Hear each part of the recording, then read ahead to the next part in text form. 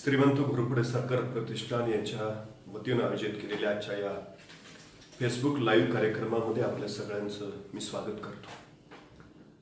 आपल्या पराक्रमाने ज्यांनी दशोदिशा पुलकित करून टाकल्या त्या रणशार्दूल सरसेनापती संताजी घोरपडे यांचा सरसेनापती दिन आज आपण साजरा करतोय.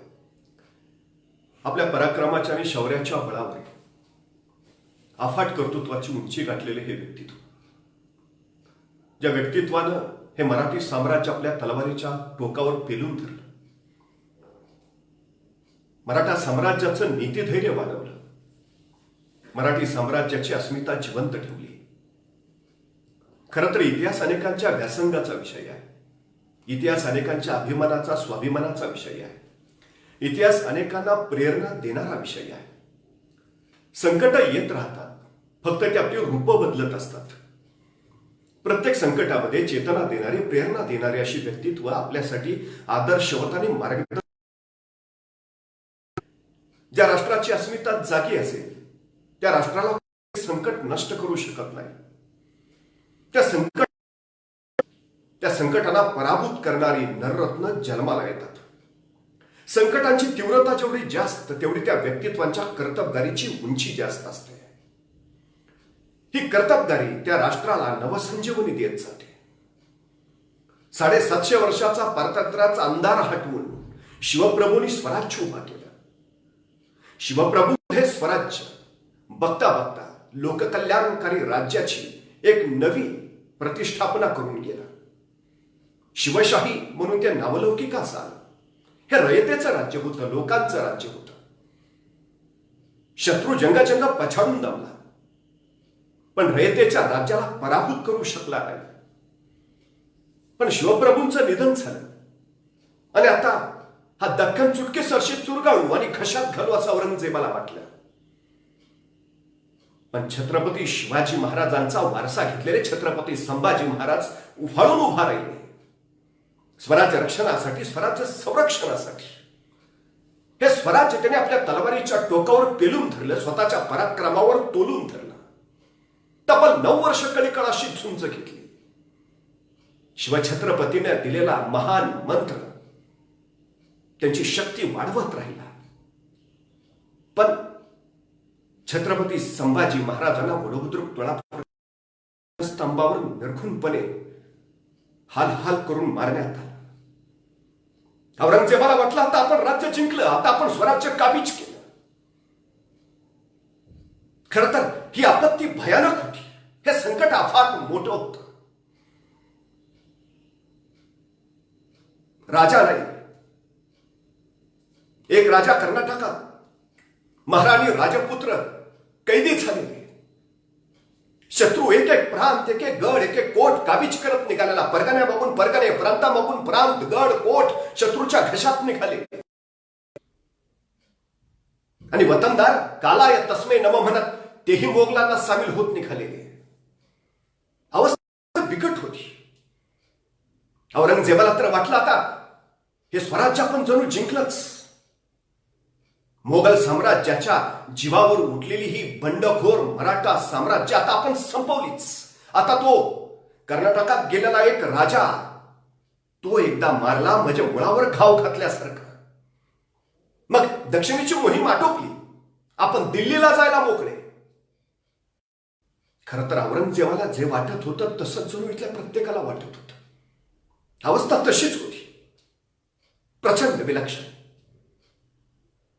पण छत्रपती शिवाजी महाराजांनी पेरलेली महाशक्ती संपली नव्हती. इथल्या मातीच्या कणात ती तशीच पेरली गेलेली, ती परत उफाळून उभा राहिली. छत्रपती राजाराम महाराजांच्या नेतृत्वाखाली इथले तमाम योद्धे परत सरसावून खडे ठाकले. बघता बघता गेलेले गडकोट परत काबीज केले. प्रांत परत घेतले. गड येऊ लागला तसतसा मराठ्यांचा आत्मविश्वास वाढू लागला. राज्य संपलं म्हणता म्हणता राज्य परत जोमानं वाढू लागलं.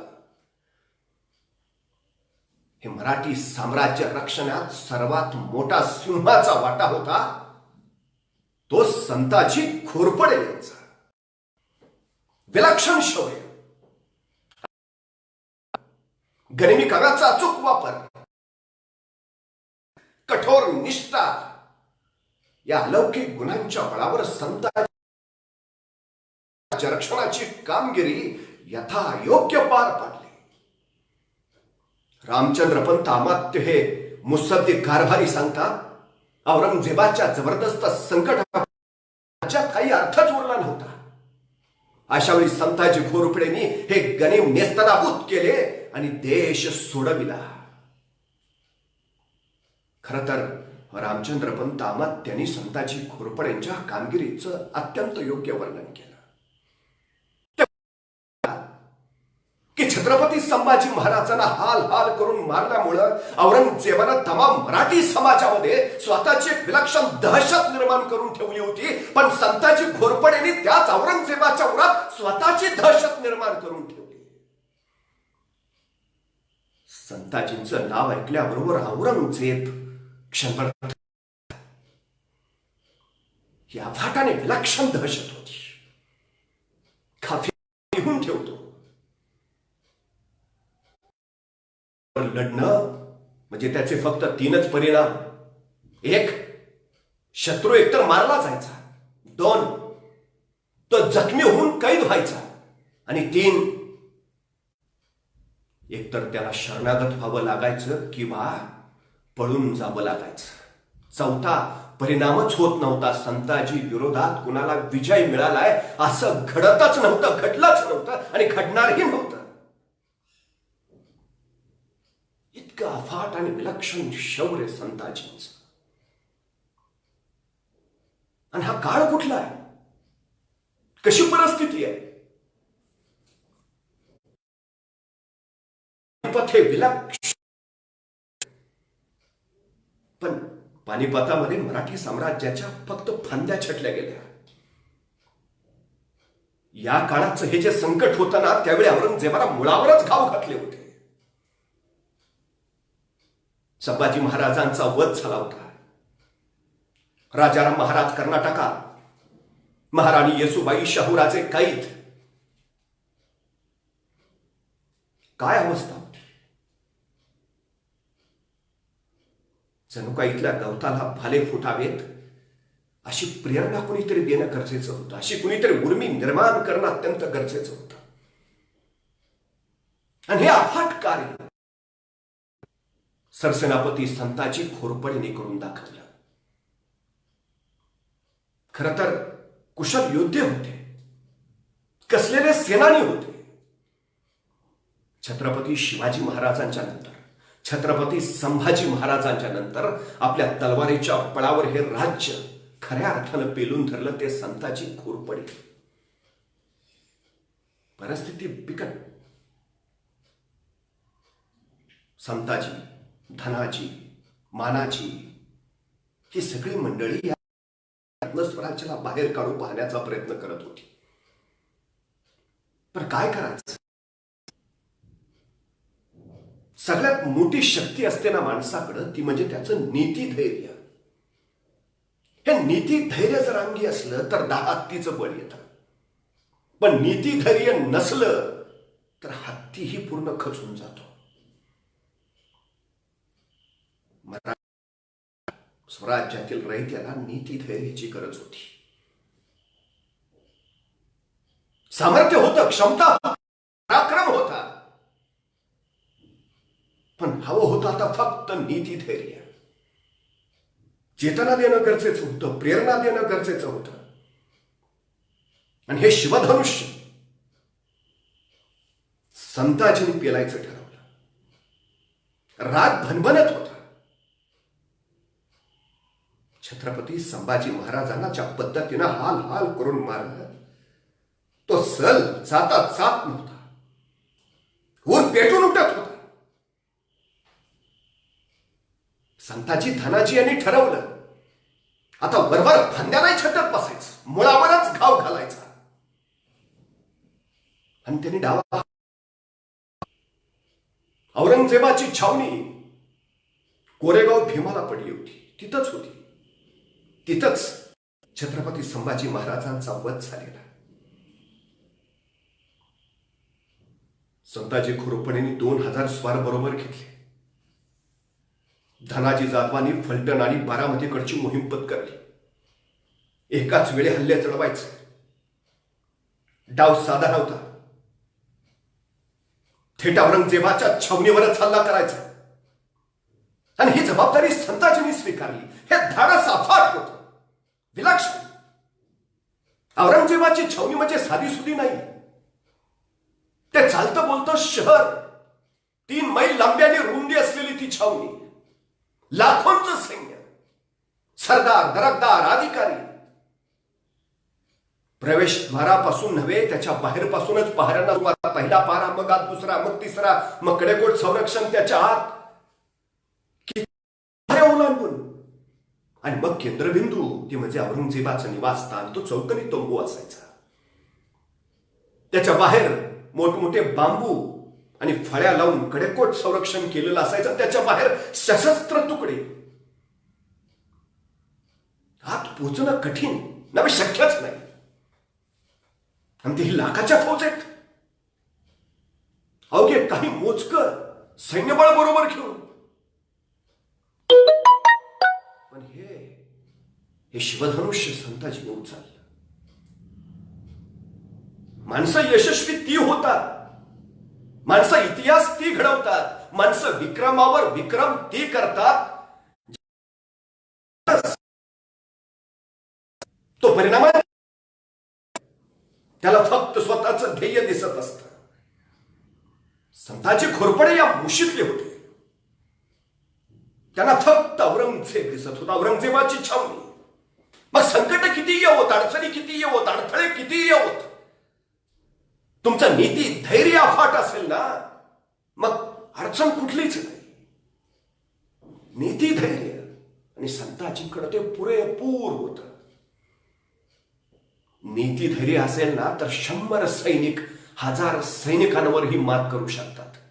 पण नीती धैर्य नसेल तर 1000 सैनिक ही फक्त 100 पुढं हतबल ठरू शकतात. औरंगजेबाच्या लाखो सैनिकांपुढं संताजी घोरपडे फक्त 2000 सैन्य घेऊन निघाले. जेजुरीच्या डोंगराच्या कडेने ते गोरेगावकडे पुढं पुढं सरकू लागले. दिव्याच्या घाटातून मध्यरात्री खाली उतरले. चोहोबाजूला काळोख पसरला होता. 2 कोसावरच छबिन्यावरच्या स्वारांशी त्यांची गाठ पडली. इथं पावतो आलो, पण प्रवेश मिळवायचा कसा? पण धाडसाच्या बळावर संताजी घोरपडे आपल्या सवंगड्यांसोबत औरंगजेबाच्या छावणीपर्यंत पोहोचले. प्रवेशद्वारावर चढवण्यात आलं आणि संताजींनी बतावणी केली. आम्ही शिर्के मोहित्यांकडचे छबिन्याचे स्वार पहारे बदलले म्हणून परत आलो. आत गेले. अशाच करत करत सगळ्याकडे कोट बंदोबस्ताला चिरत त्या औरंगजेबाची मुख्य छावणी, ज्याला गुलाल बार असं म्हणायचं, तिथपर्यंत पोहोचले. आणि बघता बघता पहारेकरांना सरसकट कापत संताजी घोरपडे विलक्षण शौर्याने आत घुसत त्या गुलाल बार मध्ये पोहोचले. आता 1 घाव 2 तुकडे, औरंगजेब कापायचाच. पण दुर्दैव, नेमका त्याच वेळी औरंगजेबासाठी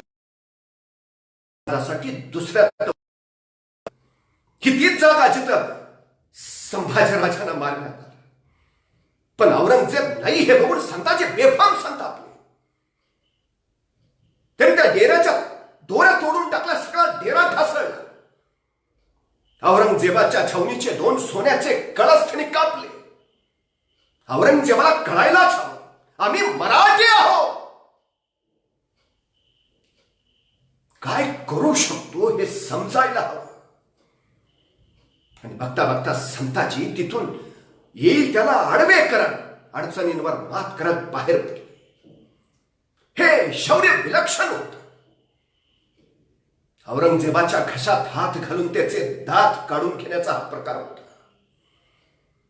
एवढं धाडस आतापर्यंत नव्हतं. शहनशाह हिंदोस्ता आलमगीराची औरंगजेब घरात घुसून अशी धडकी कोणी बसवली नव्हती.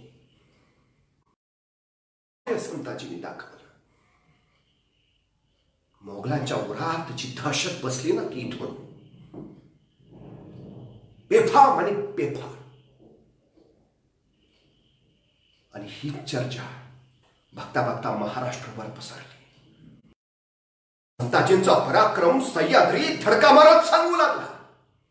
सह्याद्रीचा रान वारा संताजींचं हे शौर्य पुलकित होऊन सांगू लागला.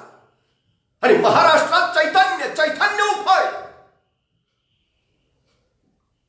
आपण औरंगजेबाला गाडू शकतो हा विश्वास पुन्हा मराठी मनात निर्माण झाला. या आत्मविश्वासाचे खोरपडे सिंहगडावर आलेल्या संताजींनी 2-3 दिवस आपल्या जखमी झालेल्या सैनिकांना विश्रांती घेऊ दिली. आणि संताजी तिथून झेपावले ते थेट रायगडावर. इतिघात खानाचा रायगडाला स्वराज्याच्या राजधानीला वेळा पडला होता. सैन्य अफाट होत आणि अफाट सैन्यावर संताजींनी झेप घेतली, लगडतोड केली. संताजींच्या शौर्यानं तो इतिघात खान सुद्धा बावरला. लूट घेऊन संताजी तिथून निघाले. कर्नाटकाकडे निघालेल्या आणि पन्हाळगडावर असलेल्या राजारामांना सामोरे गेले. ते 5 हत्ती ती प्रचंड लूट तिने राजाराम महाराजांच्या पायाशी ठेवली. संताजींचा हा पराक्रम अफाट होता. सारा स्वराज्य कोलमडून पडतं की काय अशी अवस्था निर्माण झाली. त्यावेळी या स्वराज्याला चेतना देणारा होता, विलक्षण प्रेरणा देणारा होता, मराठी माणसाच्या मनगटामध्ये पुन्हा बळ भरणारा होता. संताजींचा पराक्रम गरजत राहिला, अफाट गरजत राहिला. खर तर महाराणी येसूबाईंनी एक योजना बनवली. स्वराज्य राखलं पाहिजे. त्यासाठी राजाराम महाराजांनी काही विश्वासू मंडळी बरोबर घेऊन चिंचीला जावं आणि तिथून मराठी राज्य चालवावं.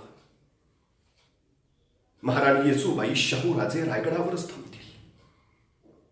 राजारामांच्या सोबत काही विश्वासू मंडळी दिली. त्यात प्रल्हाद निराजी, रामचंद्र पंत अमात्य, संताजी घोरपडे, धनाजी जाधव. 500 मैलाचा हा प्रवास होता जिंजीपर्यंतचा. औरंगजेबाचे सरदार पाठीमागं होते. संभाजीराजे मारले गेले. आता राजाराम महाराज हे मूळ एकदा उखडले की मराठीशाही संपली. पण औरंगजेबाच्या या डावापुढे अडथळा बनून राहिले होते ते संताजी घोरपडे. राजारामांचा हा जिंजीपर्यंतचा प्रवास बिनगोर व्हावा यासाठी ते सातत्यानं चोहोबाजूनी लढत होते. अब्दुल्ला खान नावाचा सरदार चालून आला. त्याच्यातूनही कसे महाराज पुढे निसटले. बिदनूरची राणी चेन्नम्माच्या प्रांतात गेले. खर तर हीच बिदनूरची राणी चेन्नम्मा ज्यावेळी तिच्या राज्यात बखेडा झाला, तिच्या सहकार्यानेच तिच्या विरुद्ध बंड केलं, त्यावेळी छत्रपती शिवाजी महाराजांनी मदत करून तिचं राज्य सुरक्षित राखलं होतं. बिदनूरची राणी शिवाजी महाराजांचे राजाराम महाराजांना तिनं आश्रय दिला, सुरक्षित ठेवला. आणि हेच कारण औरंगजेबाला पुरेसं ठरलं. बिदनूरचं राज्य नष्ट करायच्या हेतूने त्यांनी ज्या निसार खानाने मतलब खानाला पाठवलं, तिचं राज्य नष्ट करायला आपल्या राज्याला जोडा का? तिने राजाराम महाराजांना आसरा दिला, शत्रूला मदत केली. संताजी घोरपड्यांच्या कानावर ही बातमी आली आणि संताजी घोरपडे बिदनूरच्या रक्षणासाठी धावले. ज्या निसार खान मतलब खानाचा त्याने पराभव केला. राणी चेन्नम्माचं बिदनूर सुरक्षित ठेवलं. पण औरंगजेबाला तडाखा दिला.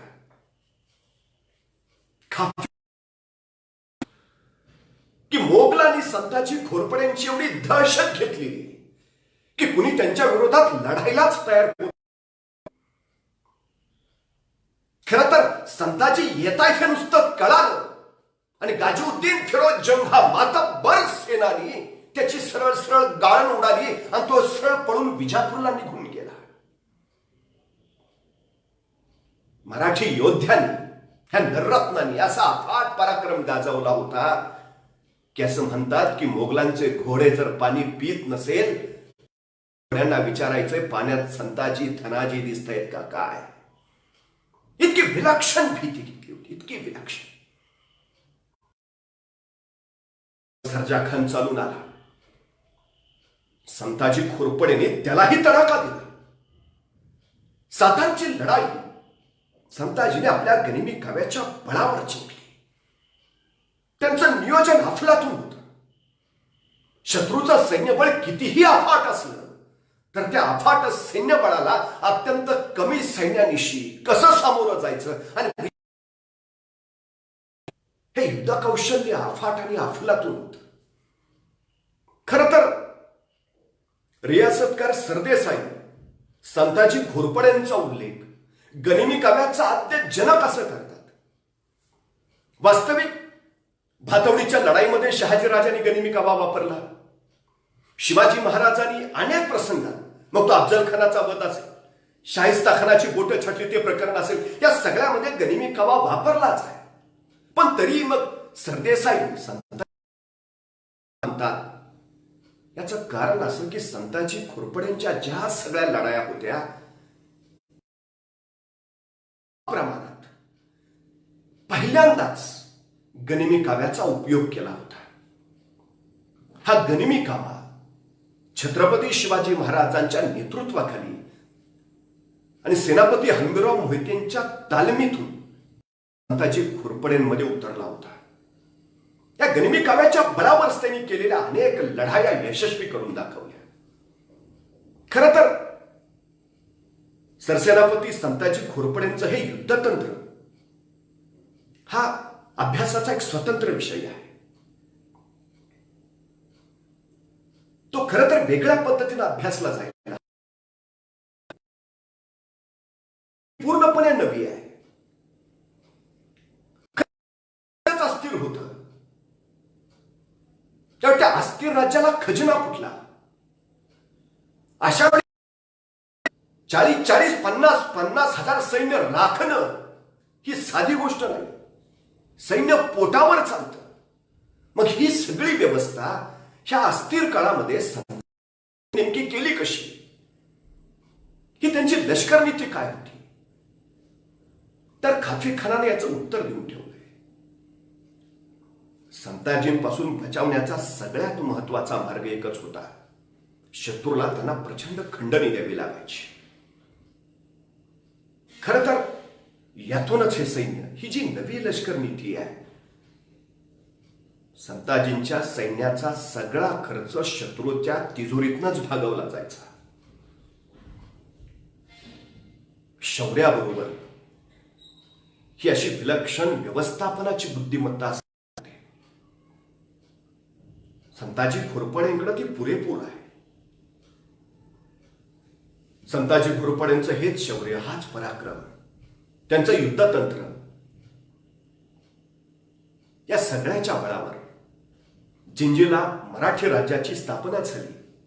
राजाराम महाराजांनी अष्टप्रधान मंडळ नेमलं आणि त्यावेळी अनेकांचा सन्मान करतानाच राजाराम महाराजांनी संताजी घोरपडेंना सेनापती ही पदवी दिली.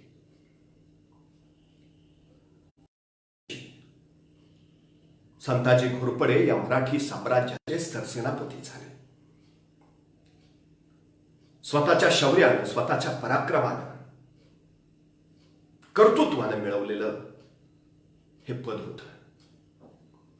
पडत्या काळात स्वराज्य सावरून धरण्याचं प्रचंड मोठं कार्य संताजी घोरपडेंनी केलं होतं. खरं तर महाराष्ट्रातील अनेक पिढ्या आज ताठकण्यानं जगत आहेत. इथून पुढच्या अनेक पिढ्या त्याच अभिमानानं आणि स्वाभिमानानं जगतील. या सगळ्यांनी सरसेनापती संताजी घोरपडे यांच्या प्रती कृतज्ञच राहायला हवं. ते होते म्हणूनच आज तुमच्या माझ्या पाठीचे कणे ताठ आहेत. कठोर शिस्तीचे होते. खरं तर छत्रपती शिवाजी महाराजांनी जी नररत्न घडवली त्यातील एक म्हणजे संताजी घोरपडे. जालन्याच्या स्वारीमध्ये संताजींनी आणि मानाजींनी थोडा उतावीळपणा केला. फटका जोरात बसला त्याचा. शिवप्रभू रागावले आणि दरबारात मुजऱ्यास न येणे अशी शिक्षा त्यांनी संताजींना दिली. शिवाजी महाराजांनी राबवलेली ही कठोर शिस्त होती. तुमची एक छोटीशी चूक स्वराज्याला किती महागात पडू शकते याचं हे शिक्षण होतं. हीच शिस्त संताजी घोरपडेने आपल्या आयुष्यात कायम आपल्या लष्करातही राबवली. बेशिस्त खपून नाही घेतली, कडक शासन केलं. आणि म्हणूनच हे विलक्षण शिस्तीचं आणि अफाट पराक्रमाचं होतं. विजय का मिळतो? कारण अचूक नियोजन आणि नियोजनाबरोबर अचूक नेमकी तीच अंमलबजावणी हे यशाचं रहस्य असतं. सरसेना विजयामध्ये या सगळ्याचा वाटा फार मोठा होता. हे नियोजन कशाच्या बळावर चालायचं? सगळ्यात महत्वाची गोष्ट होती त्यांचं अत्यंत अचूक असणारं हेरखातं. हे त्यांचं सगळ्यात मोठं बलस्थान होतं. मोगलांच्या दरबारात नेमकं काय चाललंय, त्यांच्या सरदारांमध्ये काय चाललंय, एवढंच नव्हे तर औरंगजेबाच्या मनात काय चाललंय याची पुरेपूर सारी माहिती संताजींकडे असायची. उद्या त्याची हालचाल काय, परवा तो काय करेल, या सगळ्याचं ज्ञान त्यांच्याकडे असायचं. आणि त्याच्या बळावरच त्यांचं नियोजन करायचं. त्यांचा गनिमी कावा यशस्वी व्हायचा तो त्या बळावर. खर तर त्यांच्या युद्धशास्त्राचा, युद्धनीतीचा, लष्कर नीतीचा एकदा नव्यानं अभ्यास करायला हवा. त्यांच्यातलं ते धैर्य, त्यांच्यातली अस्मिता, स्वाभिमान किती पराक्रम. आपल्याला दुहीचा शाप आहे. त्या शापातूनच नरश असलेल्या या सेनापतीचा बळी गेला. त्याला सेनापती पदही गमवावं लागलं. औरंगजेबाला हे कळाल्याबरोबर त्याने अनेक प्रलोभनं संताजींना दाखवली, अनेक आमिष दाखवली. हजारोंच्या सैन्याचं तुम्ही नेतृत्व कराल, वतन जहागिरी अफाट. पण सेनापती पदावरून दूर झाल्यानंतरही एखाद्या साध्या शिपाई गड्यासारखे संताजी घोरपडे स्वराज्याच्या रक्षणासाठीच लढत राहिले. कठोर निष्ठा होती स्वराज्यावर. शिवरायांच्या तालमीत तयार झालेला हा योद्धा होता. कुठल्याही आमिषाला ना भुलले, ना आपल्या कार्यापासून जराही विचलित झाले. स्वराज्य रक्षण, स्वराज्य संवर्धन, छत्रपती शिवाजी महाराजांच्या प्रती त्यांची असणारी निष्ठा कधीही कुठल्याही प्रसंगात तसूभरही कमी नाही झाली. ही पराकोटीची विलक्षण निष्ठा हे त्यांच्या व्यक्तिमत्वाचं सगळ्यात मोठं वैभव आहे. खरं तर या दोहीच्या शापातूनच त्यांचा अंत झाला. औरंगजेबाला असं वाटत होतं भडकवता येईल. औरंगजेबाला असं वाटत होतं की संभाजी महाराजांच्या मृत्यूनंतर हा दक्कन आपल्याला घशात घालता येईल. पण त्याचे सगळे अंदाज फोल ठरले. संभाजी महाराजांच्या नंतर संताजी घोरपडे त्याच ताकदीने उभा राहिले. औरंगजेबाची इच्छा आकांक्षा त्यांनी पुरती होरपळून काढली. औरंगजेबाचं आता लक्ष एकच होतं, संताजी घोरपडे संपवणे. आणि तरच दक्षिणेतली मोहीम त्याची यशस्वी होणार होती. दिल्लीला जायचा मार्ग मोकळा होणार होता. पण संताजी घोरपडे संपणं हे इतक्या सहजासहजी शक्य नव्हतं. त्यांना मारण्यासाठी औरंगजेबाला प्रचंड मोठं बक्षीसही लागलं. पण अखेर दुर्दैवानं त्यांना गाठलं. सरसेनापती मारले गेले. त्यांचं शीर औरंगजेबाला दाखवायला आणलं गेलं. आनंदित झालेला औरंगजेब शंभू पत्नी महाराणी येसूबाई आणि शाहूराजे तेवढे औरंगजेबाच्या कैदेत होते. औरंगजेबाच्या कैदेत असूनही स्वराज्याच्या महाराणी असलेल्या येसूबाई औरंगजेबापुढे ना कधी नमल्या ना झुकल्या. औरंगजेबाला त्याचा छळ होता. या मराठ्यांच्या महाराणीने आपल्या पुढे झुकावं, आपलं शहनशाह पद तिनं मान्य करावं. पण मनस्विनी आणि स्वाभिमानी असलेल्या येसूबाईंनी ते कधीच मान्य केलं नाही. त्यांना खात्री होती शिवप्रभूंनी पेरलेला स्वराज्याचा मन तो असे आणि स्वराज्य माथावर फडकत असलेला तो भगवा दौलता ध्वज तसाच ताठ कानानं फडकत आहे. औरंगजेब वाट पाहत होता किती दिवस हा ताठ काना राहील. पण संताजी घोरपडे मारले गेले. त्यांचं शिर औरंगजेबाच्या दरबारात आलं आणि औरंगजेबाला संधी सापडली. आता तरी मराठ्यांची ही महाराणी झुकेल, नमेल, मोडेल, कोसळून पडेल. हे सक्सेनापती संताजी घोरपडे स्वतःच्या तलवारीच्या बळावर आतापर्यंत स्वराज्य राखून होते, रक्षून होते. आता तेच